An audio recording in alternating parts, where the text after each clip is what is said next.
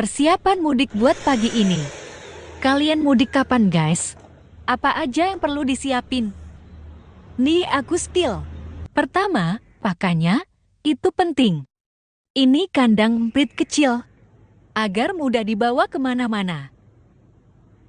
Kedua, box khusus burung hantu. Sudah diset khusus ukuran dia, jadi nyaman di dalam. Ketiga, jangan lupa makanan favoritnya. Tikus putih, dan ini wadah khusus tikus putih. Jangan lupa notif mudik. Ditempel di mobil belakang. Siap besok berangkat.